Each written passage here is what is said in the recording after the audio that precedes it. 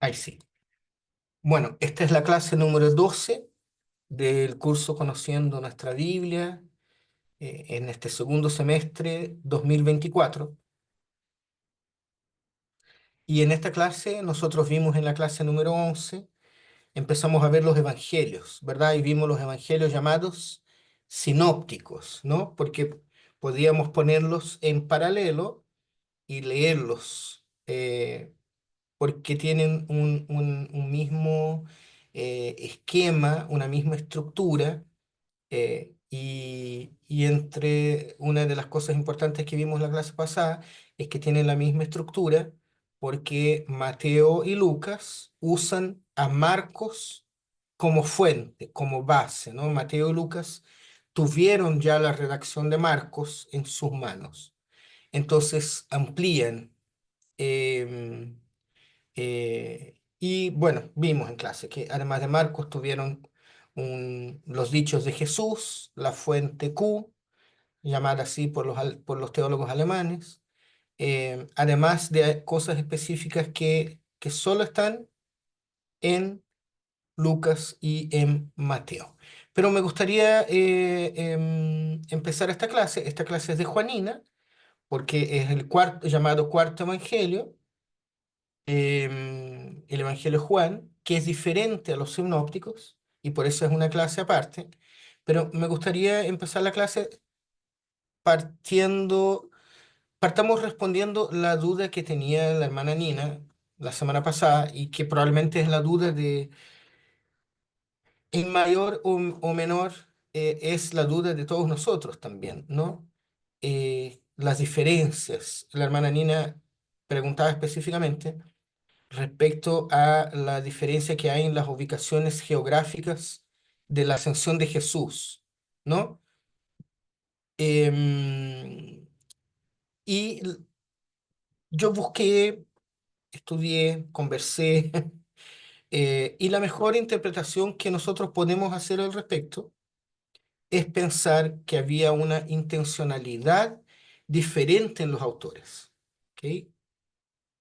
Que fue lo mismo que dijimos la semana pasada, pero lo voy a explayar un poco más ahora. Vamos a ver en tres aspectos esta intencionalidad de los autores. Los autores tienen énfasis teológicos distintos. Mateo, cuando sitúa la ascensión de Jesús en Galilea, probablemente está enfatizando la misión universal de Jesús, porque Galilea era una región más diversa y menos judía que Jerusalén. Jerusalén es la capital y ahí la mayoría son judíos. Pero cuando Mateo pone Jesús ascendiendo desde Galilea, le da un contexto más universal al ministerio de Jesús. Eh, y eso se ve a lo largo de todo el Evangelio de Mateo. Lucas, por otro lado, cuando pone la ascensión de Jesús en Jerusalén, podría estar subrayando la conexión entre Jesús y el pueblo judío, porque Jerusalén era el centro religioso de los judíos y el lugar donde se cumplían las promesas mesiánicas, ¿no? El Mesías debía venir de Jerusalén. Pero también podríamos verlo desde el punto de vista de la estructura narrativa. Mateo, el Evangelio de Mateo, siempre tiende a presentar a Jesús como el nuevo Moisés, cumpliendo las profecías del Antiguo Testamento. ¿Se fijan? Entonces, situar la ascensión en Galilea podría ser una forma de mostrar cómo Jesús, al igual que Moisés, revela la ley en un lugar apartado, y no en la capital.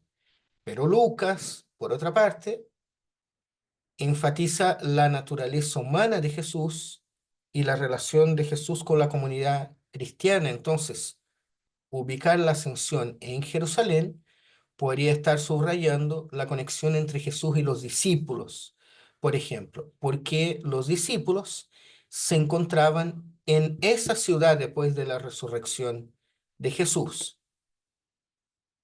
Y también está el tema de las fuentes que ellos utilizaron. Los evangelios sinópticos, a pesar de que comparten muchas similitudes, muchas semejanzas, también utilizaron fuentes y tradiciones diferentes. Entonces, es posible que Mateo y Lucas hayan tenido acceso a tradiciones distintas sobre la ascensión y cada una de esas tradiciones tenía su propia ubicación geográfica. La conclusión que nosotros podemos llegar respecto a esto, porque lo que pasa es que nosotros leemos los evangelios, y eso es lo que no podemos hacer. Nosotros leemos la Biblia con, con los ojos occidentales de nuestros tiempos, pues. Nosotros leemos la Biblia como las personas occidentales del siglo XXI que somos. Y eso está bien, porque nosotros, ¿no es cierto? Haciendo la analogía, nosotros ponemos nuestros lentes para leer la Biblia. Otros pusieron otros lentes, pero nosotros tenemos la idea básica, primaria, eh, de que lo que dice la Biblia o lo que está escrito en la Biblia tiene que ser de manera literal. Eh, y no es así, porque en la antigüedad eh, los números, por ejemplo, eran simbólicos, las ubicaciones geográficas muchas veces también. Entonces, las diferencias que nosotros tenemos en ubicación geográfica, por ejemplo, en la ascensión, no deben verse como contradicciones. Uno no puede leer y decir, ah, mira, o la Biblia está equivocada, o uno de los dos está en lo cierto, o uno dijo la verdad y el otro mintió, o por qué uno dijo aquí y el otro allá. No, pues lo que pasa es que esta forma literal de nosotros leer, tenemos que tratar de desecharla y asumir que no son contradicciones, sino que ver estas diferencias como reflejos de las diferentes perspectivas teológicas y narrativas de los autores. Porque fíjense, ambas ubicaciones, tanto Galilea como Jerusalén, son significativas y ambas comunican diferentes aspectos sobre el carácter de Jesús y su misión. Entonces, en resumen, las diferentes ubicaciones de ascensión de Jesús no deben ser interpretadas de manera literal, sino que más bien deben ser interpretadas llevando en cuenta que comunican diferentes aspectos de Jesucristo. Em, no hay que ir más allá tampoco, ni eso. Esa es la forma esa es la mejor forma de entender o de aceptar, digamos así, este tipo de diferencias, que no son solo esas, nosotros vamos a encontrarnos con otras, y de hecho, hoy día viendo literatura juanina, nos vamos a seguir encontrando con diferencias, ahora, entre el Evangelio de Juan y los sinópticos. Em, Respecto a literatura juanina, que es lo que vamos a ver hoy día. La literatura juanina es el conjunto de libros del Nuevo Testamento que se asocian al nombre de Juan. Juan. Por la lectura de estos textos se reconoce que quien representa la base de los textos es una comunidad que es bien particular y que tiene una forma de hablar de Jesucristo que es diferente a la forma que tienen los evangelios sinópticos y una forma de hablar del Espíritu Santo que también es única en la Biblia. La forma con que Juan habla y nos habla del Espíritu Santo es bien diferente de todo el resto de las escrituras. Em, Les pido en la medida de lo posible que tengan sus cámaras encendidas eh, eh, para que yo también pueda tener algún tipo eh, de output de ustedes. Sigo. Cuatro son los libros que se mencionan como parte del círculo juanino, llamado Círculo Juanino.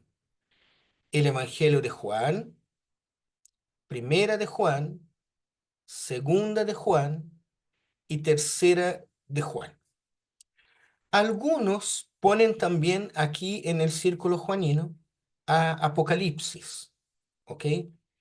Pero la mayoría de los estudiosos reconocen a Apocalipsis como un libro aparte del círculo juanino.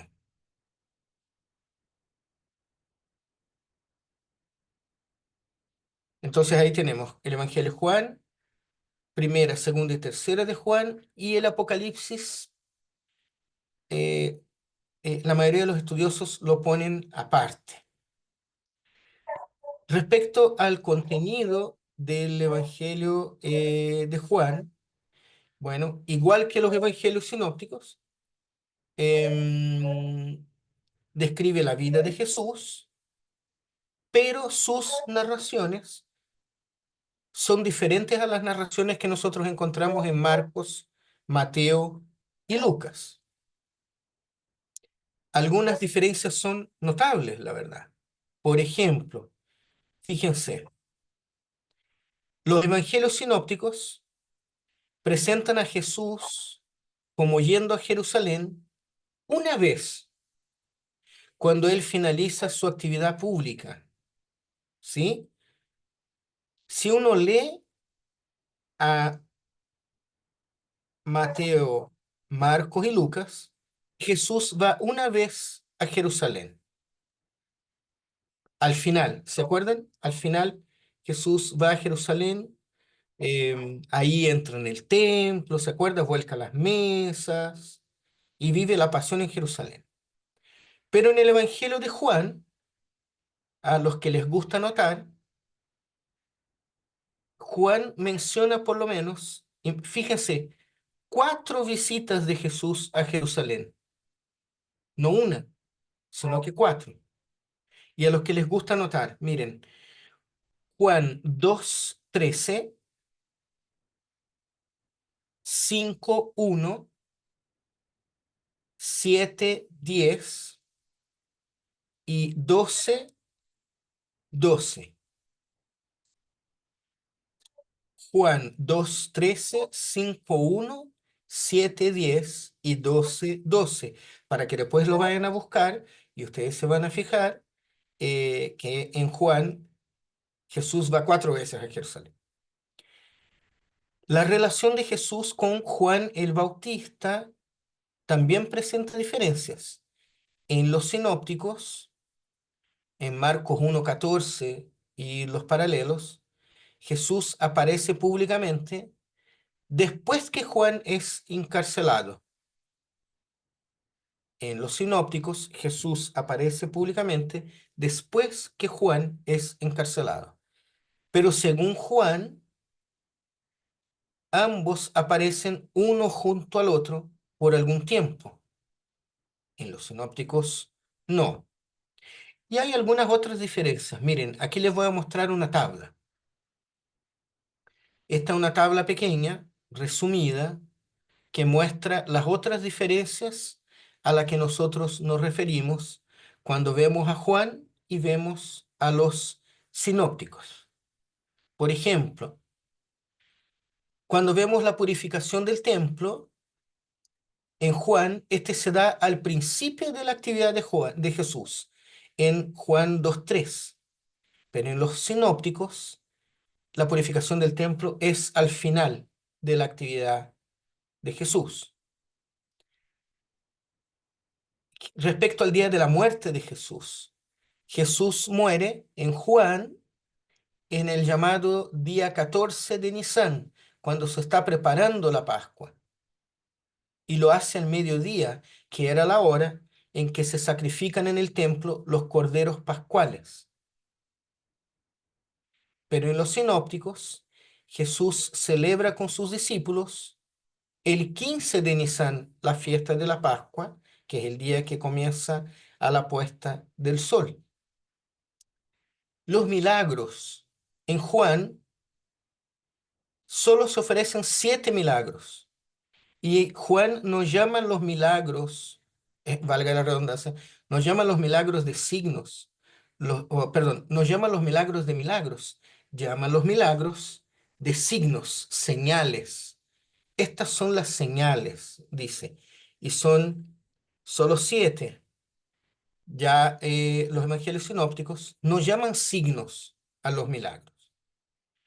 Los discursos en Juan, los discursos siempre aparecen como largos, como meditaciones, em, pero en los sinópticos esos mismos discursos están redactados de maneras diferentes, son punzantes y son más cortos. Y lo que hablamos de los viajes a Jerusalén.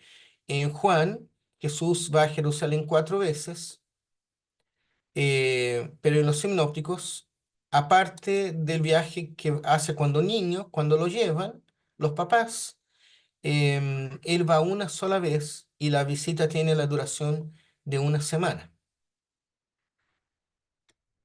Entonces, fíjense, igual como pasó con los sinópticos que nosotros vimos la semana pasada, algunos estudiosos en el pasado intentaron armonizar estos relatos del cuarto evangelio con los otros tres y para lograr esa armonía, para que no tuvieran este problema que nosotros estamos, estos problemas, ¿no? Que nosotros vemos estas cosas como problemas, estas diferencias. Entonces, los teólogos en la antigüedad veían estas diferencias y trataban de armonizar las diferencias. O sea, al texto bíblico hay que torcerlo, hay que darle una vuelta, hay que explicarlo, pero tenemos que hacerlo de alguna manera, porque si no lo hacemos, estamos en problemas, ¿no? Estamos como si la Biblia perdiera su autoridad. Em, y entonces, para armonizar los relatos, se recurrió a unas teorías súper sofisticadas, teorías espirituales, teorías alegóricas, porque no podían aceptar las diferencias que encontraban en los evangelios.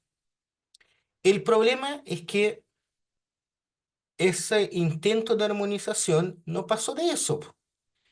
Y la armonización tuvo que ser reconocida como imposible.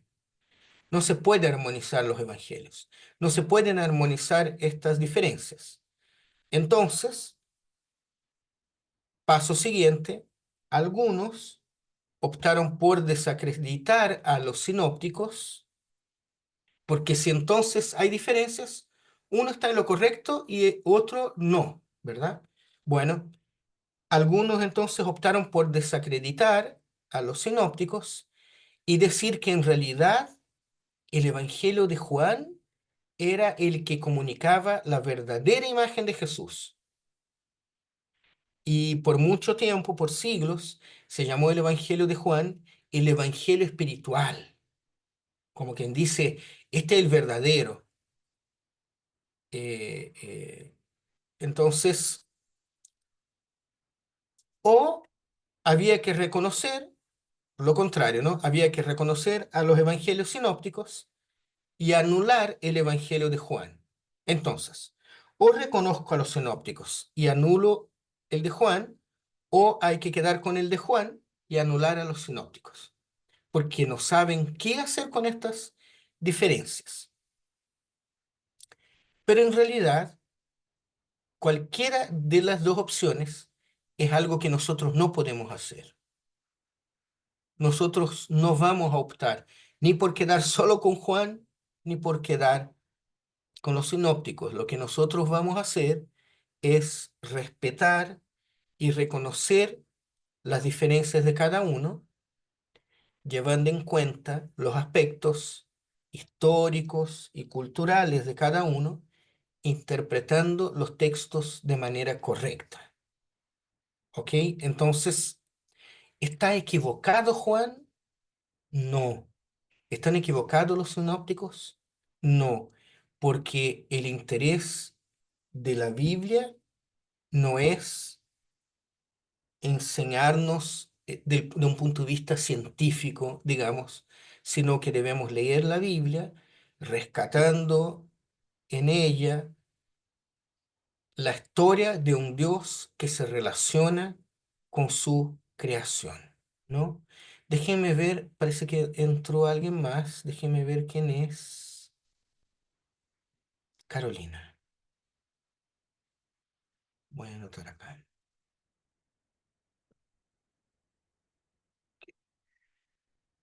Em, entonces, cuando hago la lectura, simplemente buscando descubrir en el texto bíblico qué es lo que Dios quiere comunicarme o qué es lo que Dios quiere comunicar para la humanidad, para los seres humanos, a mí deja de interesarme estas diferencias. Al contrario, yo busco en ellas qué es lo que Dios quiere decirme a mí o qué es lo que los autores quisieron decir a sus destinatarios. ¿Se fijan? Em, porque la lógica que debiéramos construir, digamos así, es otra. Fíjense, podemos, opción uno, podemos decir, la Biblia está llena de contradicciones y entonces desechemos la Biblia, eh, porque ¿cómo es que está escrita con todas estas diferencias? O podemos decir, qué manera más maravillosa que ha tenido Dios en la historia de transmitir su revelación hacia nosotros, a tal punto de que reunimos a 66 libros tan diferentes que fueron escritos a lo largo de 1000 años, y hoy día Dios nos tiene a nosotros aquí, 2000 años después de prácticamente de la muerte de Jesús, hablando sobre estas cosas, leyendo su palabra, tratando de interpretarla, orando a Él, reconociendo a Él como Dios de nuestras vidas. ¿Hay algo más? Si nosotros quisiéramos verlo, digamos, de un punto de vista espiritual o místico o sobrenatural, digamos así, ¿hay algo más sobrenatural que un Dios que nos dejó su revelación de manera tan potente, usando a tantos autores que escribieron a lo largo de 1000 años? A mí es todo lo contrario, me parece más impactante. Me impacta más el Señor cuando yo me doy cuenta eh, de cómo se dieron las cosas para que nosotros hoy día tengamos la Biblia en nuestras manos. ¿Se fijan?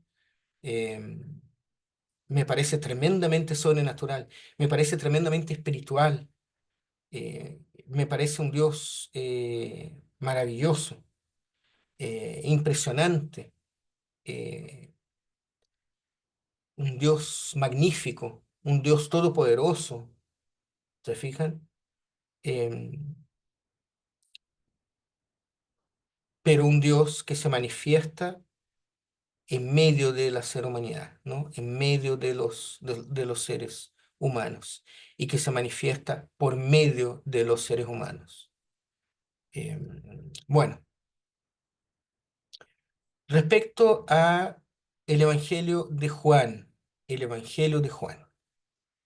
Em, el libro indica que el contenido de la narración es fruto del testimonio del discípulo amado, cuyo nombre, espérenme un poquito, a ver,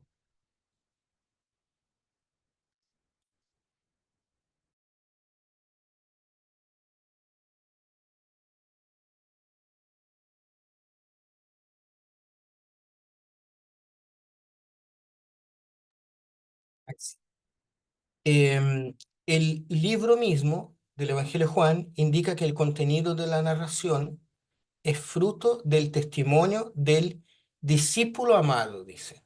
Guarden esa expresión, anótenla. Discípulo amado. El nombre del discípulo amado se oculta en el texto. Nosotros no sabemos quién es el discípulo amado del que habla el Evangelio de Juan. Con el tiempo, y a medida que fue pasando el tiempo, la tradición, la historia, atribuyó el libro, la autoría del libro, a Juan, hijo de Zebedeo.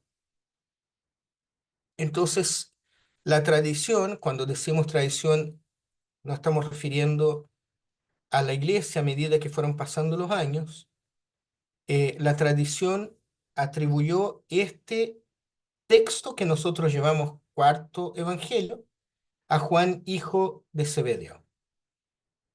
Ireneo, que fue un obispo del 180, imagínense, po, Ireneo es un obispo del año 180 después de Cristo. Bueno, él es el primero que identifica expresamente al discípulo amado como Juan y da lugar de origen, o sea, el lugar donde fue escrito el Evangelio de Juan, según Ireneo, hubiera sido escrito, fue escrito en la ciudad de Éfeso. Este discípulo amado era un discípulo que conocía muy íntimamente a Jesús. Tiene que haber sido un discípulo muy cercano a Jesús. Anoten algunas cosas que les estoy diciendo porque es muy interesante. Después de esta clase, bueno, yo les he comentado otras veces que esto es una pincelada, ¿no? Literatura juanina es un semestre cuando uno estudia teología, por lo menos un semestre.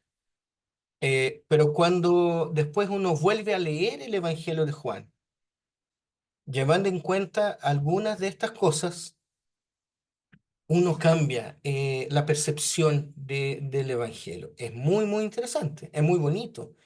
Entonces, el discípulo amado tiene que haber sido un discípulo cercano, eh, y en un principio se partía de la base de que el discípulo amado, entonces, como era muy cercano, por algo es el discípulo amado, ¿no? Debía ser entonces Pedro, Juan o Jacobo. ¿Se acuerdan que Jesús tenía más cercanía con Pedro, Juan o Jacobo? Pedro no puede ser el discípulo amado porque Juan lo cita. O sea, cuando uno lee el Evangelio de Juan, él habla de Pedro como siendo otra persona. Pedro no es.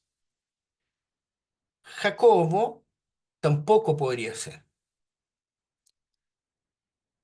Pero en realidad, eh, esa teoría se derriba desde antes de esta lógica, porque en el cuarto Evangelio, de hecho, Jesús no tiene un círculo cercano. En el cuarto Evangelio, los apóstoles no son citados. En el cuarto Evangelio no están, por ejemplo, en el Evangelio de Juan, no hay un llamado a los 12, como está en Marcos, por ejemplo. ¿Se acuerdan que en Marcos él va llamando a los apóstoles a medida que uno va leyendo el Evangelio? En Juan no hay llamado de 12. Y miren qué interesante. Por ejemplo, en Juan se oculta el nombre de la mamá de Jesús. ¿Cómo se llama? Les pregunto a ustedes. ¿Cómo se llama la madre de Jesús en Juan?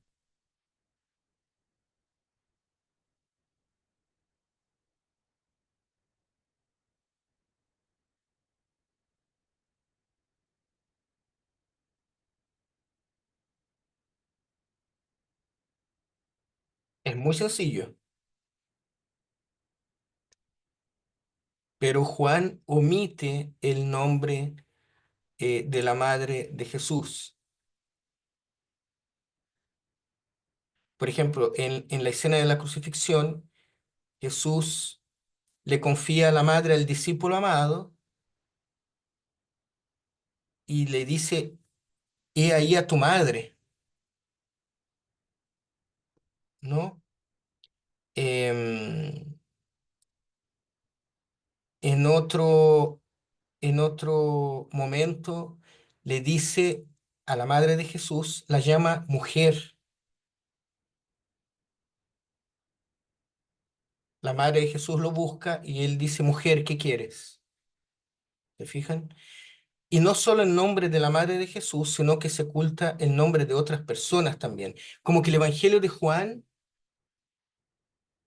quiere dar a entender, el autor del Evangelio de Juan, como que quiere dar a entender que todos nosotros somos alguien que podría estar en el Evangelio. En Juan no hay personas específicas.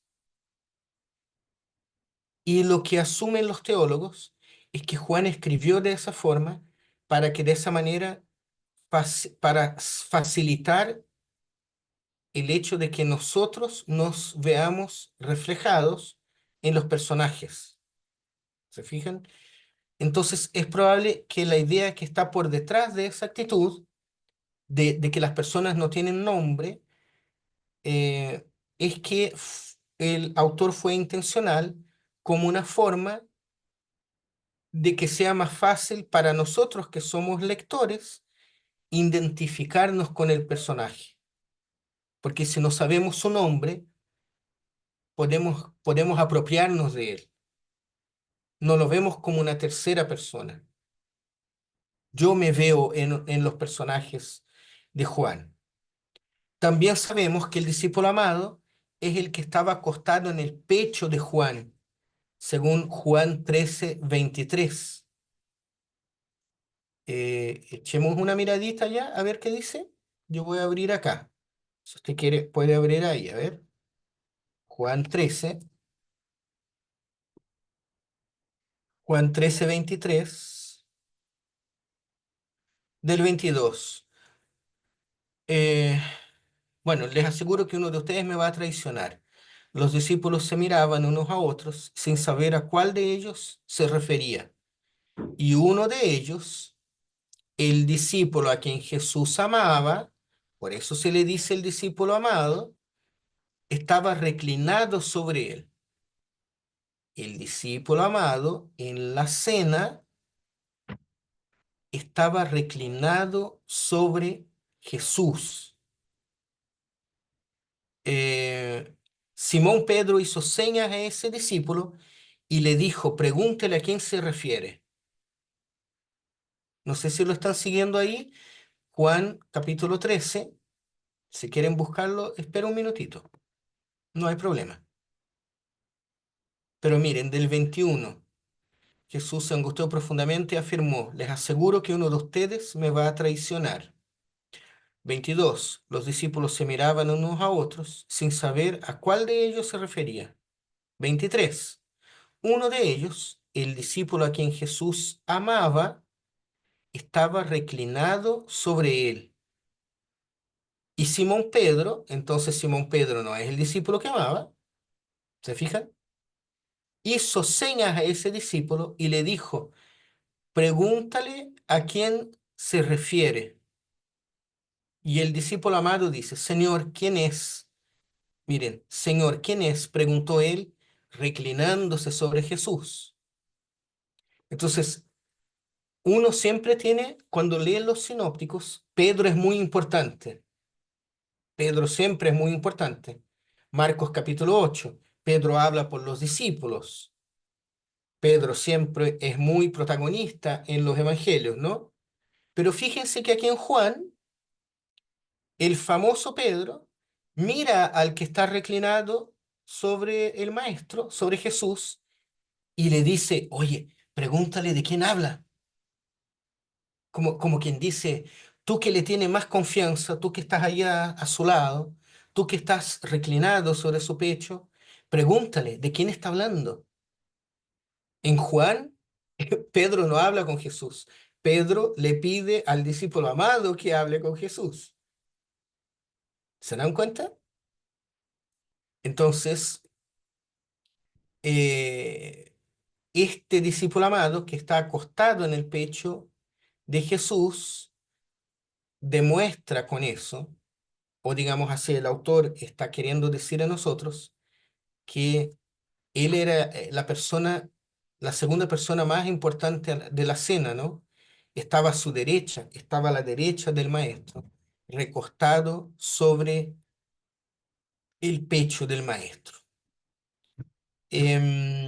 También podemos destacar en Juan la cristología, llamada cristología alta del Evangelio. La alta cristología. ¿Qué significa eso? Em, Jesús en Juan siempre es considerado divino, es considerado surreal. Jesús, desde un principio en Juan, ¿qué es lo primero que Juan dice de Jesús? ¿Quién se acuerda?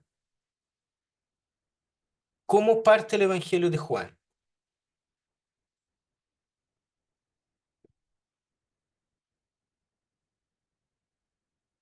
A ver, alguien que lea Juan 1:1.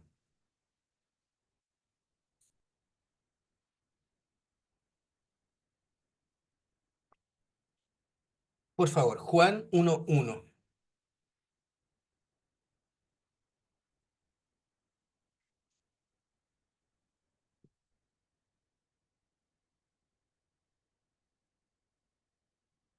Alguien que tenga ahí Biblia cerca.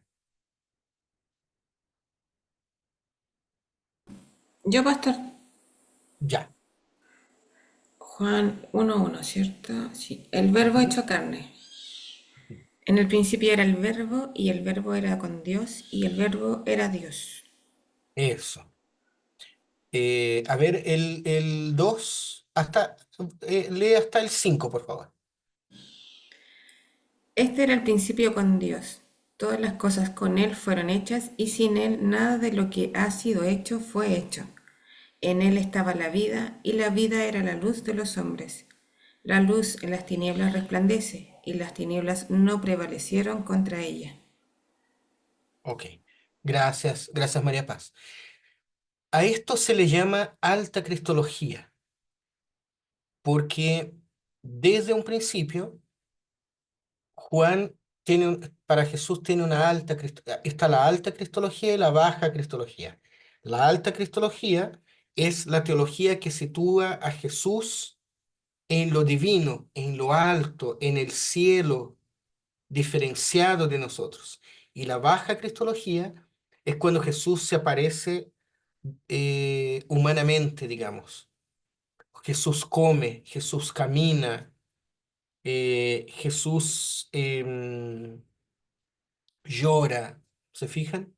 Una baja cristología, una cristología más humana. Pero Juan parte al tiro, Juan parte el Evangelio diciendo en la NBI, que es la que tengo acá, en el principio ya existía el verbo, y el verbo estaba con Dios, y el verbo era Dios. Entonces es como que Juan dice, el autor del Evangelio dice, no me vengan con cosas, ¿verdad? No, no me vengan con cuentos. Para Juan, Jesús es Dios desde un principio. No espera ni siquiera un poquito más allá en lo que sería para nosotros el capítulo 2. No, 1:1 ya Juan pone a Jesús allá arriba, ¿no? Allá como Dios mismo. Em, y eso es interesante porque no todos los evangelios lo hacen. En la Edad Media, no en un principio. Se fijan, por ejemplo, Marcos va revelando a Jesús de a poco. Al principio es Dios, este es mi Hijo amado. Después son los discípulos, en el capítulo 8 que dicen, tú eres el Hijo de Dios. Y al final, cuando Jesús está en la cruz, es el centurión el que dice, verdaderamente, este es el Hijo de Dios. Pero como que en Marcos Jesús se va revelando de manera gradual. En Juan Jesús ya es divino de un principio. En la Edad Media, tal como pasó con los sinópticos, con los otros evangelios, no se intentó descubrir la identidad del autor a partir del texto, sino que se intentó probar que la tradición comunicaba una verdad que era infalible. ¿Ok? Entonces, en línea con lo anterior, se intentó demostrar a toda costa que el autor tuvo que haber sido un testigo ocular. O sea, el testigo ocular es el que mira, ¿no? El testigo ocular es el que mira con sus propios ojos lo que está pasando. Entonces, eh, había que demostrar, y en la Edad Media se intentó probar, que el que escribió el Evangelio de Juan había sido un discípulo que había andado con él. Pero el asunto es que, aunque haya sido un testigo ocular, el autor del Evangelio, a todas luces, él no hizo uso de esa condición al escribir el Evangelio, em, porque esto no está demostrado en el texto. Em, Se demuestra que él hace uso de documentos más antiguos, como la fuente de los signos, que es un material que habría sido usado por Juan, eh, pero si él hizo uso de una fuente escrita anterior, entonces él no fue testigo, si no, no era necesario. ¿Para qué? Otra cosa interesante de la literatura juanina es que algunos pasajes, como el que está ahí en la pantalla, Juan 21-24, indica al autor en plural. Miren cómo dice, este es el discípulo, ok, está en singular, que da testimonio. ¿Quién da testimonio? El discípulo. ¿De qué da testimonio? De estas cosas. Y este discípulo que da testimonio de estas cosas, escribió estas cosas. Pero miren ahora el cambio del singular al plural. Y sabemos que su testimonio es verdadero. No dice y sé que su testimonio es verdadero, sino que lo sabemos nosotros, nosotros varios, nosotros la comunidad. O sea, pareciera Juan 21-24 indicarnos que hay una escuela o que hay una comunidad llamada comunidad juánica por detrás de los escritos. Claro, es una sola persona la que escribe, porque una persona toma la pluma o el lápiz, digamos, diríamos hoy día, y escribe, pero escribe en nombre de una comunidad. ¿Se fijan? Por eso el plural. Interesante. Eh, no hay, no hay personas cristianas. Nunca ha existido personas en singular cristianas. Siempre lo que ha existido son comunidades, iglesias. ¿Se fijan? Por eso para nosotros hoy día también es muy importante tener el sentido de comunidad, de iglesia, de que somos parte del cuerpo de Cristo. Porque nadie es cristiano solo. el cristianismo se vive siempre de manera comunitaria. Y eso es importante y eso siempre tiene que ser recordado por nosotros. Respecto a la a Primera de Juan, el libro de Primera de Juan, aquí ya dejamos el Evangelio, em, y algunas cosas que podríamos hablar de Primera de Juan es que difícilmente nosotros podríamos considerar Primera de Juan una carta. ¿Por qué? Por ejemplo, Primera de Juan no tiene un prescrito.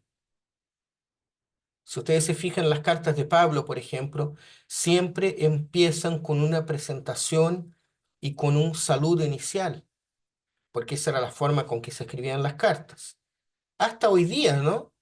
Uno cuando escribe una carta, bueno, ya no se usa escribir cartas, pero cuando uno escribía una carta con papel y lápiz, lo hacía, empezaba con un saludo, con una presentación, ¿no? Primera Juan no tiene eso. Tampoco tiene una conclusión a modo de carta, que es lo mismo. Recuérdense las cartas de Pablo. Pablo siempre termina sus cartas como que mandando saludos al final. Bueno, llego hasta aquí. Espero que no pase mucho tiempo para que nos veamos. Mando saludo a este y a esta.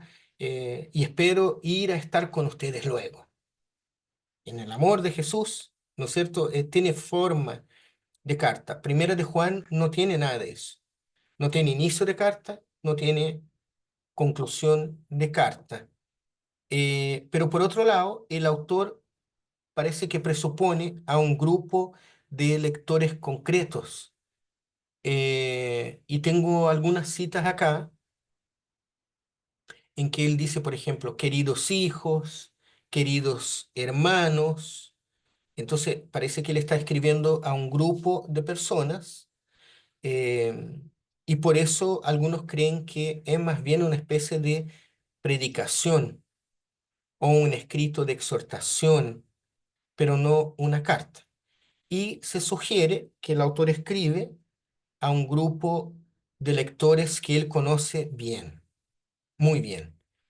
Entonces, el texto se acerca a veces a una forma que es epistolar, pero definitivamente Primera de Juan no es una carta. Los lectores de Primera de Juan, cuando uno lee, uno entiende que los destinatarios de este libro llamado Primera Juan están amenazados por una herejía que tiene un tinte doceta. Anótenlo ahí si quieren.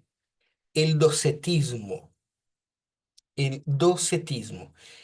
Parece que Juan está criticando, o el autor de este texto, está criticando o está pidiendo a los lectores, a sus destinatarios, que tengan cuidado con esta herejía. El docetismo fue una herejía cristiana que existió durante los primeros siglos del cristianismo y básicamente lo que decía el docetismo es que el cuerpo de Jesús era aparente y que la humanidad de Jesús no era verdadera. ¿Ok? El docetismo fue una herejía de los primeros siglos que creían que Jesús nunca encarnó realmente, nunca fue carne, nunca tuvo carne, huesos, sangre, músculos, em, y que él parecía ser un humano, pero no era. Entonces uno diría hoy día, ay, pero ¿cómo pensaron eso? Qué absurdo, ¿no? ¿Por qué pensar eso? No tiene sentido. Em, Pero fíjense que tiene una lógica por detrás. Los docetas tenían dificultad de concebir una realidad humana, material y carnal, que fuera unida íntimamente a una realidad divina, espiritual, trascendente y sobrenatural. Y tiene sentido. Si nosotros decimos, nosotros pensamos hoy día, por ejemplo, Dios. A ver, sigan mi lógica, digamos. Eh, ¿Cómo Dios, siendo Dios, se hizo hombre? No puede, porque va en contra de su propia naturaleza divina. El hombre es algo tan, el ser humano es algo tan, tan material, tan carnal, tan caído, digamos así, eh, que entonces estos tipos decían, no, Dios se mostró como hombre, pero no es que él fuera realmente hombre.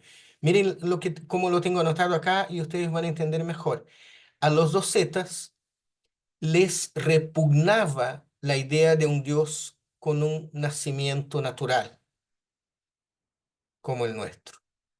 Les repugnaba la idea de que Dios se haya hecho carne, haya nacido desde el vientre de una mujer, y a eso se sumaba más encima la pasión, la muerte y la resurrección. Entonces, en resumen, lo que nosotros podríamos decir es que los dos zetas negaban la encarnación de Dios en Jesús, ¿ok? Y eso ya está para fines del siglo primero, a tal punto que este escritor acá escribe a esta gente hablando de este peligro. El autor de Primera Juan es muy cercano al autor del Evangelio de Juan. Por ejemplo, algunos temas como los del pan, la sangre y el agua, que está en el 5:6, son tratados de la misma manera que lo presenta el Evangelio de Juan, el cuarto Evangelio. Pero parece que es notorio también que el autor de esta carta o de este texto es de una generación posterior a Juan. Eh, por ejemplo, en el Evangelio de Juan, el tema es la creencia versus la incredulidad, pero acá el tema es la doctrina versus la herejía. Pero esta discusión de doctrina-herejía solo se dio bastante tiempo después, ya más tarde, a fines del siglo primero y comienzo del segundo. Em, el escritor de Primero Juan es anónimo, no sabemos quién es, pero el autor se presenta como participante de la comunidad que ha sido testigo de los acontecimientos de la vida de Cristo. Y se fecha Primero Juan entre el año 95 y el 110. Primero Juan habría sido escrito entre el año 95 y el 110. Segunda y tercera de Juan, ambos son cartas, y el que remite, o sea, el que escribe, es un presbítero cuyo nombre se desconoce, ¿no? Dice, si uno va a Segunda de Juan, los que tengan Biblia ahí en mano, Segunda de Juan empieza así: el anciano, a la señora elegida y a sus hijos, a quienes amo en la verdad. ¿Tiene nombre el anciano? No, pues. Dice el anciano. O sea, puede ser traducido el sentido de anciano acá, hermanos, hermanas queridas. Miren, voy a buscar veamos lo voy a dejar de compartir. Veamos aquí en el original, ¿ok? Libro, según de Juan, capítulo 1. Dijimos que cargue 1:1. En la Reina Valera del 60 dice el anciano a la señora elegida y a sus hijos. La palabra original es presbíteros o presbúteros. Vamos acá. Según el diccionario Strong es un diccionario muy conocido del griego. Claro, la palabra es presbíteros, o sea, anciano, pero en el sentido de, del antiguo, del mayor, del presbítero, del presbítero, pues, el que tiene un, em, el que tiene un carácter de liderazgo dentro de la comunidad. ¿Se fija? Presbúteros, anciano. Em, perdón, yo nunca les compartí. Espérenme. Mil disculpas. Si no, no tiene sentido lo que estoy haciendo. Ahí está, perdón. Ahí está. Fue a una página web que se llama, si quiere anotarla ahí, logosclogos.com. Ahí está arribita, logosclogos.com. En esta página uno puede hacer así, miren. Uno va a Biblia Interlineal. Anótenla ahí porque es bien entretenida, digamos. Logos, clogos. Hay varias, pero la gracia de esta es que está en español. Biblia Interlineal, voy a Nuevo Testamento, busco el libro que quiero, según de Juan.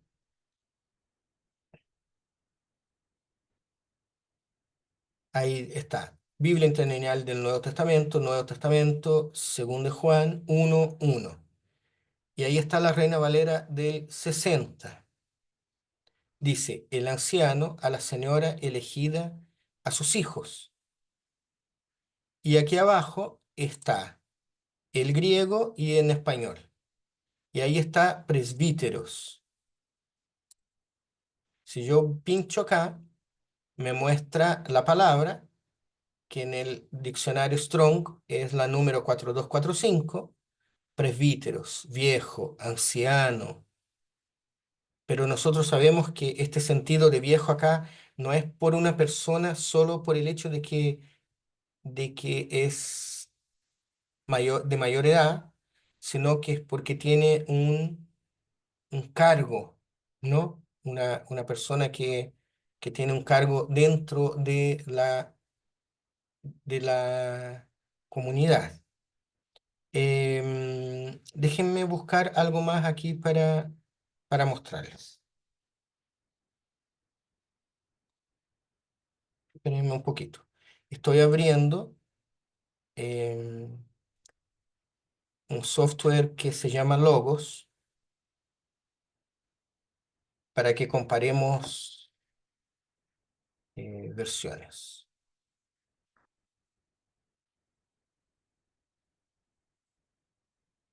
Ahí me está abriendo. Denme un minutito porque él es un poquito pesado. Ahí les estoy compartiendo el Logos, que es un software de estudio.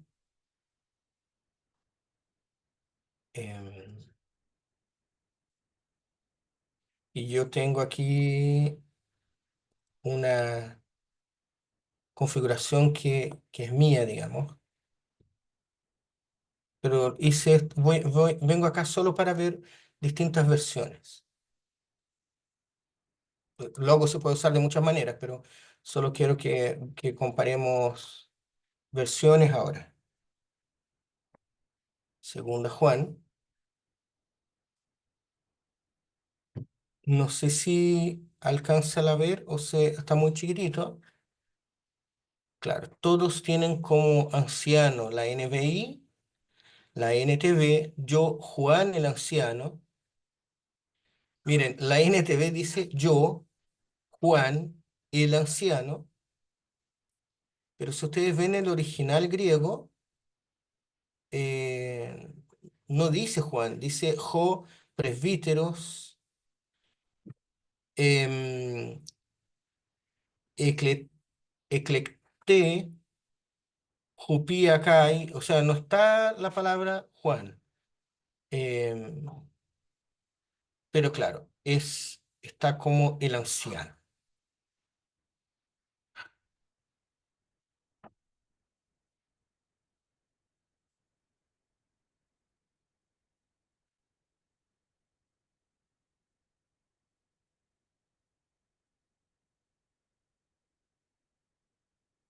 El anciano. Bueno, no sabemos el nombre del anciano, de este presbítero, y la carta está dirigida, dice el verso 1, a la señora y a sus hijos, ¿no? Lo que se interpreta como una comunidad, pero también puede ser una mujer gobernante de la comunidad. Por eso está escrita para ella. Y esta comunidad debe estar prevenida contra los herejes que no guardan la ortodoxia o la correcta doctrina. La tercera, Juan, la tercera carta de Juan está dirigida a un cierto Gallo, dice el verso 1. Dice,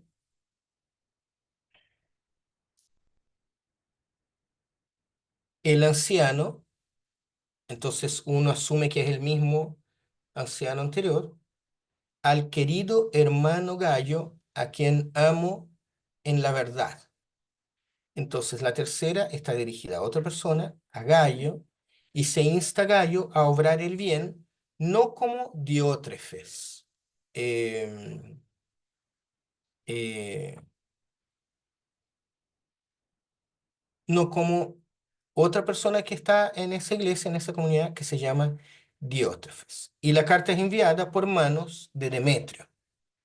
En esta carta no se habla con tanta claridad de una herejía, y de hecho Diótrefes jamás es acusado de herejía, sino que es acusado de no reconocer la autoridad del presbítero, del anciano, del autor de la carta. Sobre la situación en Tercera de Juan, el autor no da su nombre. eh, bueno, antes de eso, sobre la situación, el presbítero y Diótrefes viven en lugares diferentes. Desde donde vive el presbítero parte una delegación misionera. Y Diótrefes, que era un obispo monárquico, no quiere recibir la delegación misionera. Entonces, el presbítero, escritor de la carta, se encarga de que esa misión se cumpla a través de Gallo. Por eso escribe a Gallo. El autor nuevamente no indica su nombre, sino que solo se autodefine como presbítero, ¿no? O como anciano. Es bastante improbable que el autor haya sido el apóstol Juan, eh, porque sería incomprensible que Diótrefes se opusiera a la autoridad de alguien tan importante y conocido como Juan. Y por otro lado, es difícil pensar que el autor hubiera renunciado a declarar explícitamente su autoridad apostólica, ¿no?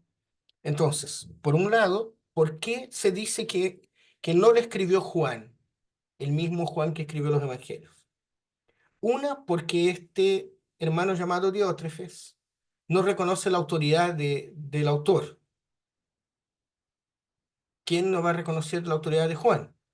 Y lo otro es que porque Juan no habría empezado diciendo el anciano, sino que hubiera dicho quién es, pues, ¿no? Para de alguna forma ya em, eh, demostrar, digamos, la autoridad eh, a Diótrefes. Entonces no sabemos quién es el autor, pero sí sabemos que pertenece al llamado círculo juanino, ¿no? Esta comunidad, y que eso era muy común en ese tiempo. Y que esta persona, este anciano, este presbítero, habría redactado ambas cartas a fines del siglo primero.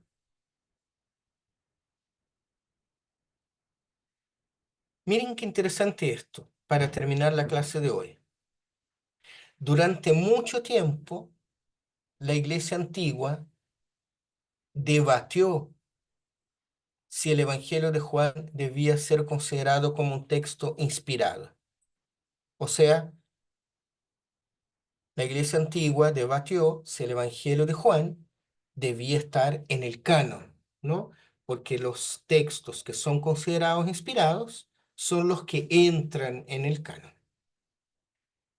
Finalmente, la iglesia antigua aceptó el Evangelio y las cartas en el canon. Gracias a Dios por eso, ¿no?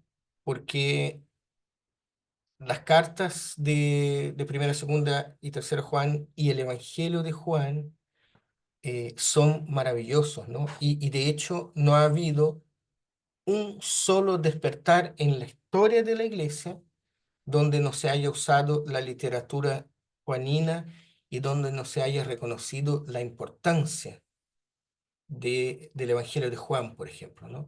¿Quiénes acá han escuchado, no sé si se han visto esto, pero probablemente sí, de que a los nuevos creyentes, ¿qué es lo que uno dice a los nuevos creyentes cuando dice uno regala una Biblia? ¿Y qué le dice?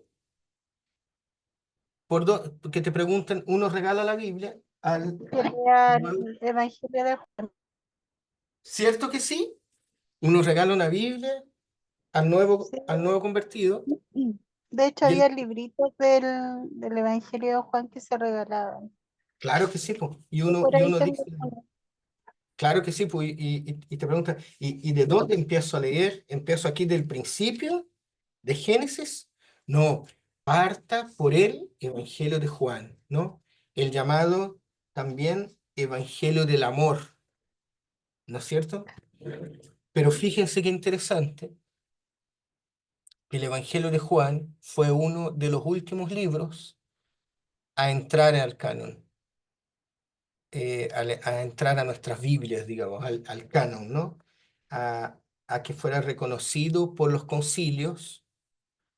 Los concilios eran reuniones de presbíteros y obispos de distintas ciudades que se reunían por días para debatir, para hablar de teología, para crear los dogmas y también para definir qué libros eran inspirados por Dios, ¿no? Pero fíjense qué interesante. eh, Nosotros hoy día vemos el Evangelio de Juan como parte de nuestra Biblia y de hecho la valoramos a tal punto de que decimos, no, parta por aquí leyendo, pero en un principio no fue así. Se le veía el Evangelio de Juan con recelo porque era distinto de los demás, de los otros tres, ¿no? En ese sentido, algo nosotros debiéramos aprender también. Las cosas no siempre fueron como uno espera, digamos. Las cosas no son, no tienen por qué ser exactamente como nosotros esperamos o queremos o como bajo nuestras lógicas. ¿Se fijan? Por eso uno tiene que ser muy tardío en juzgar en todos los aspectos, porque siempre corremos el riesgo de juzgar y juzgar equivocadamente. ¿Se fijan? En todos los sentidos de la vida. Uno pasa la vida juzgando a los demás y juzgando a estas cosas también. Pero, pero estos hermanos, por ejemplo, eh, cuestionaron durante mucho tiempo si Juan debía estar en nuestras Biblias. Gracias a Dios llegaron a la conclusión que sí, ¿no es cierto? Eh, Gracias al Señor. Bien, ¿algún comentario o alguna duda o algo que quisieran comentar al respecto de la literatura juanina. Y quiero terminar con esto. Miren, hay mucha... em, están los sinópticos, teológicamente, académicamente hablando, y está Juan. Y Juan es un evangelio maravilloso. Hay mucho que descubrir, hay mucho que aprender en Juan y hay mucha literatura respecto de todos los libros, pero hay mucha literatura respecto a Juan. Si a alguno de ustedes les gusta o se interesan específicamente por Juan, hablen conmigo. Tengo mucho material solo sobre literatura juanina. Y es hermoso. Es hermoso lo que es la comunidad juanina. ¿Algún comentario que quisieran hacer? ¿O alguna pregunta? Pastor, primero yo agradecerle por haber respondido a la pregunta que nos quedó en la clase anterior. Muchas gracias, me quedó bastante claro. Ujú. Y lo segundo, estaba revisando la página que nos dijo recién de Logos Globos, pero Sí. la segunda no la alcancé a anotar. No sé si me podría compartir por el chat el link de la donde uno puede hacer las comparaciones de las versiones de la Biblia. Ah, ok, Va. ok. Ya. Mira, ok. Les voy a compartir una posibilidad. Abrí ahí mi navegador Ujú, y una posibilidad es que, por ejemplo, esto es según de Juan 1. Voy a abrir más esta hoja acá hacia el lado. Ahí ustedes dice según de Juan, nueva versión internacional, ujú. ¿verdad? ¿Alcanzan Sí, a verla? Bien. sí, sí, se ve. Y aquí al lado, miren, hay un iconito que tiene como doble paginita y dice Add Parallel, Ah, ya, ya. ¿ok? Una Sí. posibilidad es abrir acá y aparece al lado, y acá, por ejemplo, dice la nueva traducción viviente. Entonces Sí. aquí tengo la NBI y la NTV uno al lado de la otra. Ujú. Puedo pinchar de nuevo. Claro, va quedando cada vez más angostito, ¿no es cierto? Ah, Ahí voy a abrir un poco más. Y aquí está la Reina Valera contemporánea. Esta es una manera sencilla de leer la Biblia de manera paralela, distintas versiones de la misma cita, ya. en biblegateway.com. La verdad, esta es la página de Biblias online que yo más uso, Bible Gateway, ¿ya? Lo otro que les mostré es otra cosa que es un software llamado Logos. Les Sí. voy a compartir, Es que, perdón.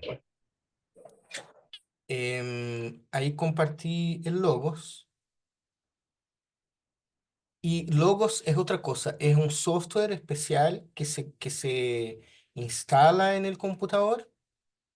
Y, por ejemplo, si yo voy acá en biblioteca, todos,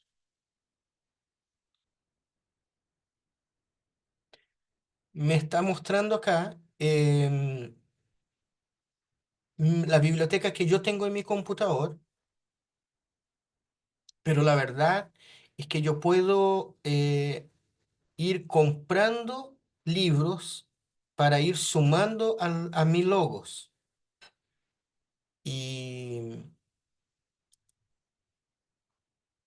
y algunos de ellos son muy caros. Espérenme.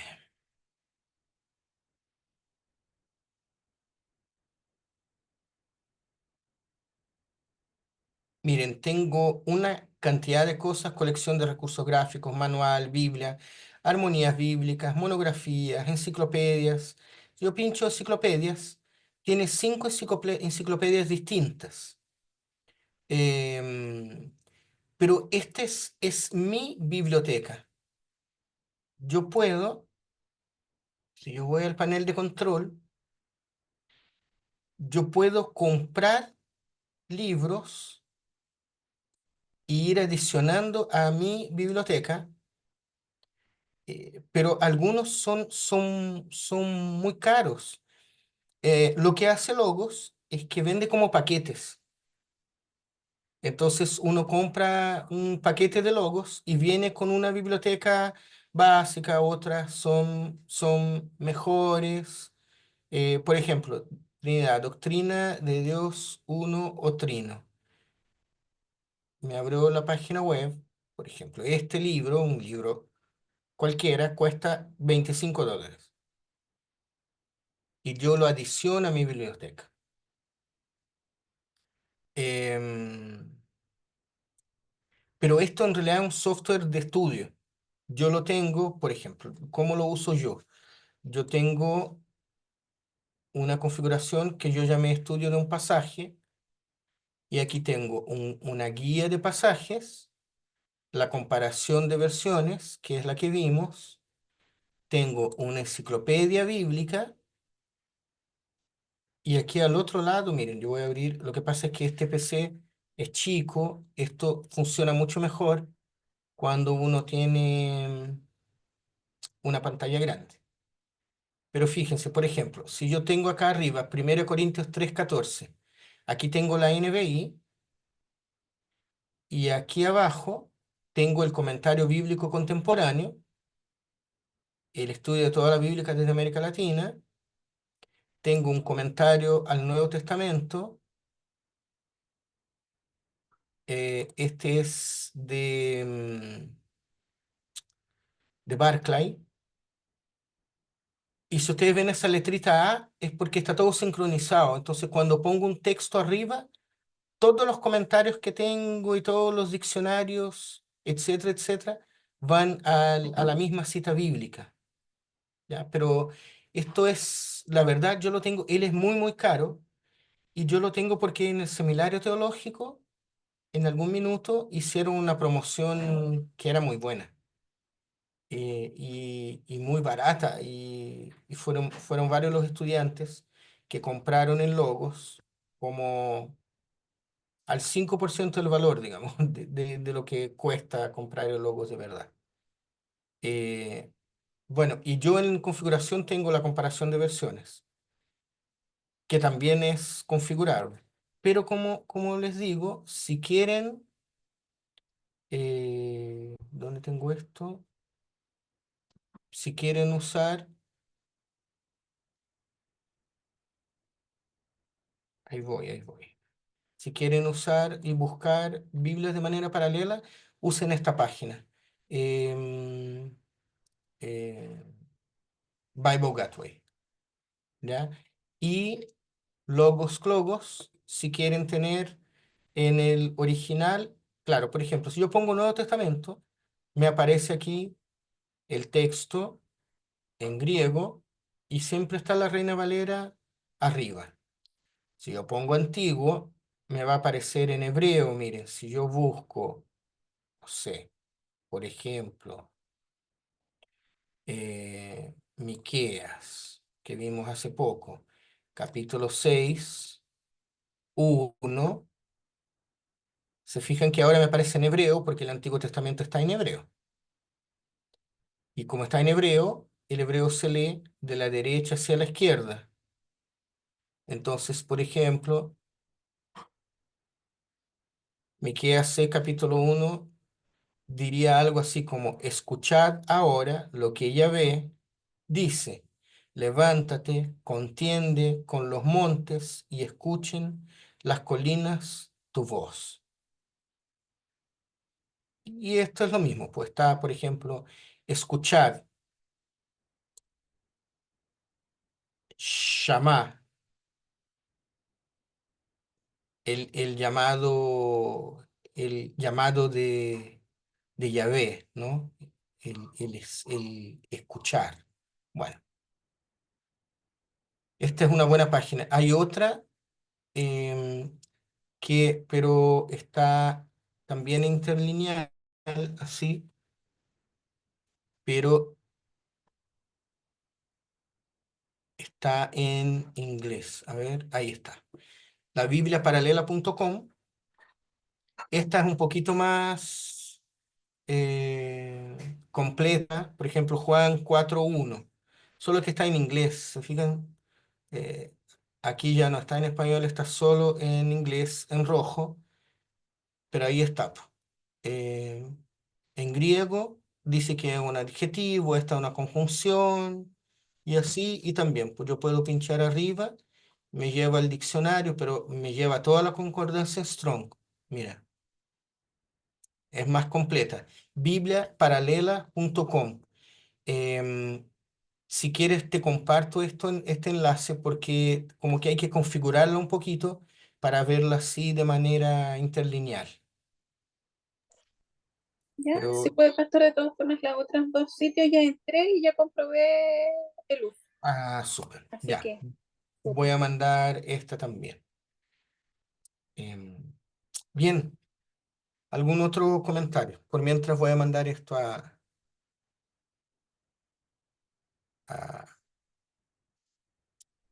a nuestro chat. ¿Se sabe al final eh, cuál fue el amado? No se sabe, no se sabe. Em, la tradición dice que fue Juan, nosotros así lo creemos también, pero en ningún lugar se sabe. Incluso hay algunas teorías de que fue una mujer y por eso se esconde el nombre. Por eso se esconde la identidad, porque sería un poco escandaloso. No se sabe. Pero sí, lean ahora, vuelvan a leer a Juan y ustedes se van a dar cuenta que en varios momentos, eh, lo voy a decir así, muy en chileno, pero como que Pedro no cacha nada. Pedro nunca cacha. Pedro siempre parece perdido y en cambio el discípulo amado, ese sí sabe todo, él está en todos lados. Él es el cercano, es más ubicado. Interesante, interesante, muy interesante. Eh, y como les digo, en Juan no hay discípulos, no hay llamado a los 12, eh, porque pareciera que Juan tiene esta idea de acercar a todos nosotros en realidad a Jesucristo. ¿Se fijan? No son 12, somos nosotros. Cualquiera de nosotros podría estar ahí. Cualquiera de nosotros es más fácil con que nos identifiquemos con el discipulado cuando no tengo que identificarme con alguien en específico. ¿Se fijan? Eh, bueno, interesante. ¿Algún otro comentario que quisieran hacer?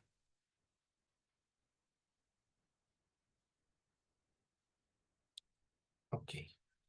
Entonces, terminamos el próximo miércoles. Debiéramos leer de la 83 a la 93, 83 a 93 en nuestra clase 13 y vamos a ver epístolas generales, Apocalipsis y algunas conclusiones finales para que conversemos.